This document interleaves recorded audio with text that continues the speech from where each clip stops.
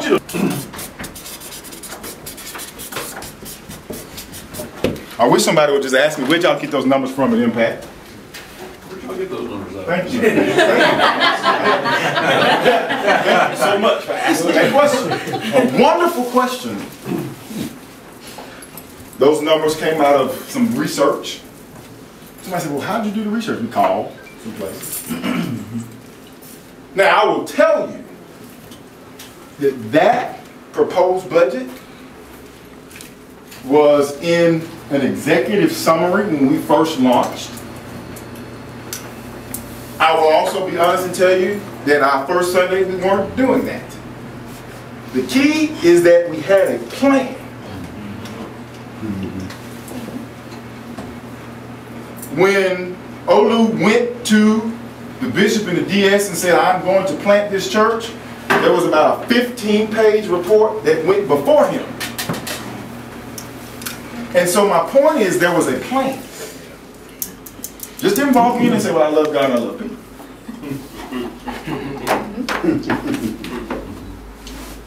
There's a plan. And so, to be able to have a financial plan actually says to the individuals, I have a plan, and now can you help fund that plan?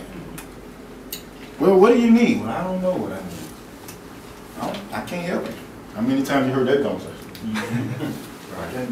Tell me. Doc asked you today.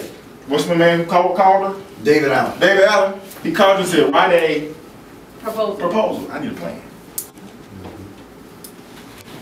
I need a plan.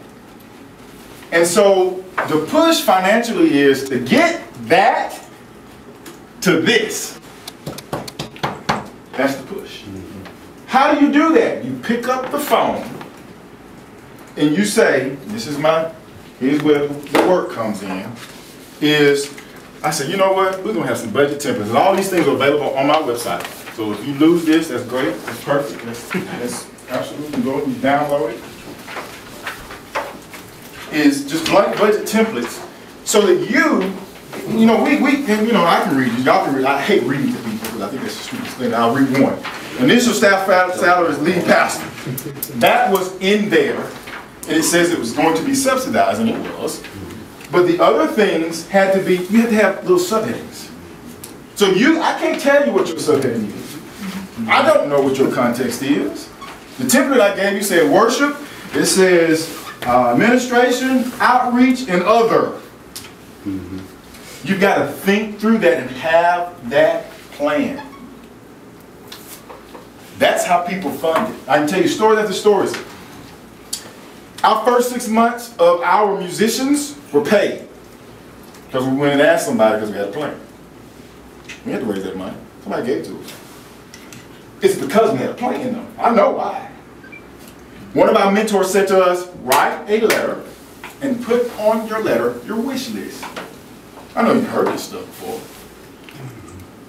So we did it. Olu sent it out to the people who went to his wedding. I sent it out to the people who went to my wedding. In our conference, they give us, and I'm in the church planning world, but the concepts still remain the same. They give us roughly about $25,000 to do whatever we want to do. That's not in addition to the extra for building all that stuff. We raised that back up before we launched. And some, because we had a plan. Finances allow you to be more effective in ministry.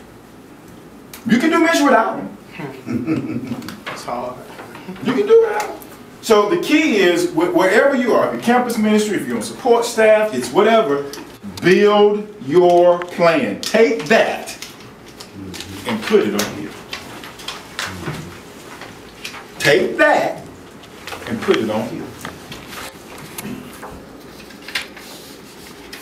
What kind of seeds are you sowing? Where are you throwing them? Where are you throwing them? How? Where are you throwing them? And that requires conversation with conference, board, staff. You just got to sit down and you got to say, here's a plan. Let's go. Pick up the phone and make a phone call. So how much would it cost to, let's see, we We need to print up flyers. We're going to do that 6 times in a year, about 150. Put the number there. I tell pastors and leaders all the time, do the work. Do the work. It's not just going to fall. I mean, I know God opens up windows and pours out blessings. I believe in all that. I do. I live that. He asked my wife. I believe that. But you got to plan. God says, okay, honor me.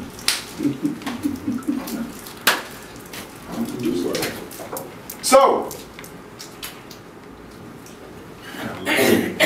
you have homework. I go back to my teaching mode now. I really want you to begin to work through that budget. What do you think? Whose budget is this? Well, where's your ministry contract? Where's your ministry context? I'm a schizophrenic. I'm involved in a lot of stuff. Got a big budget.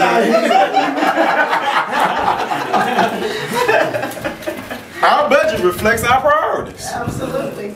So where are your priorities? And that's a great question. And there's no wrong answer. I mean, I hope there's some questions to that. Whose budget is that? Where is your ministry context? And you may say, well, I need 4 or 5 of those. I got some blank copies right here.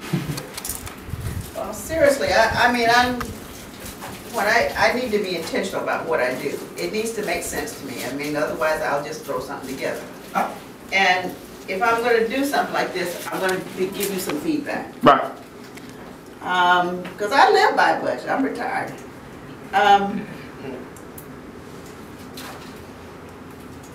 It's difficult for me to live by these categories. So are we free to change? Oh, absolutely. That's just a template. Because your paper doesn't work for me. Right. Absolutely. If I'm trying to think like Tara, that's totally a different perspective for me.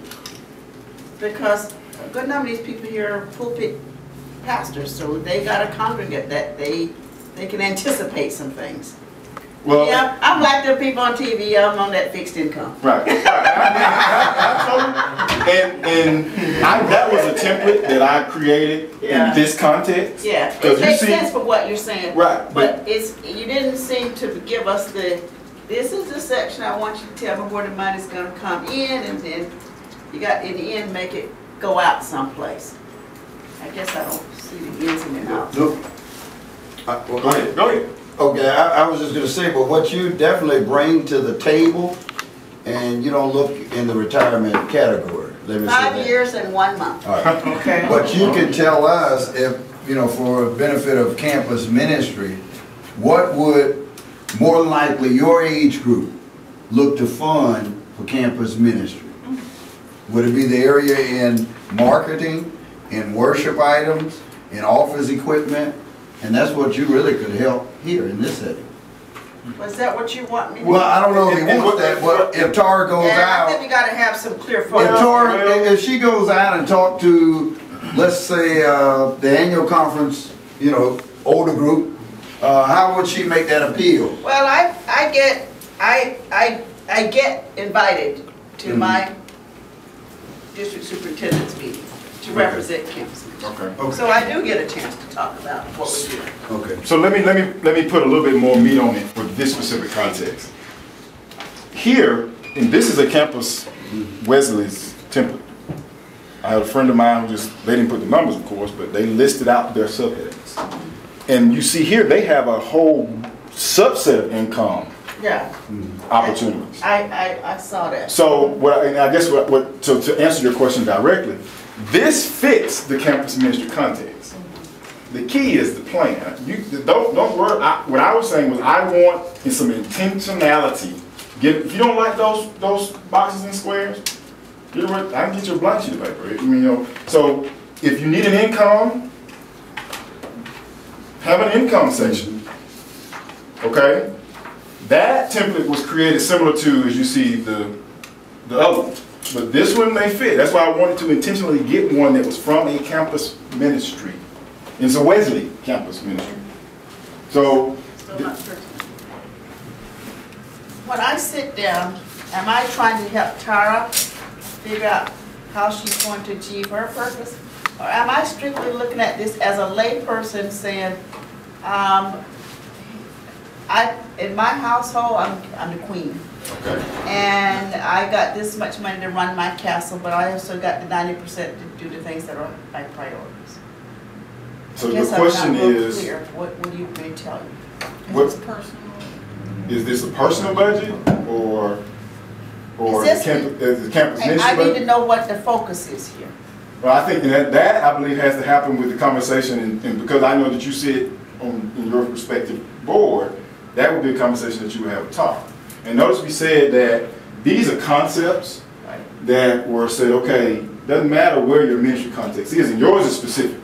So then yes, yours has to help, but it's more so, let's collaborate with that versus here, you figure it out and then I'm gonna check it off to see if it's approved.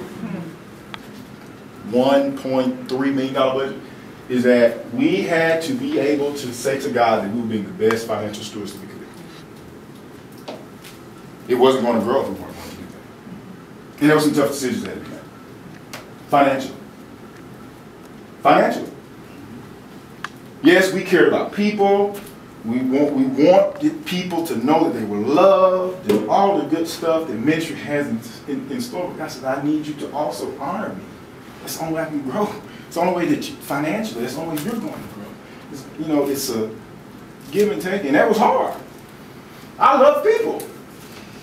But when that budget came across my table, I had to make some tough decisions. But it was good because I wasn't the only one. I wasn't operating in a vacuum. Now,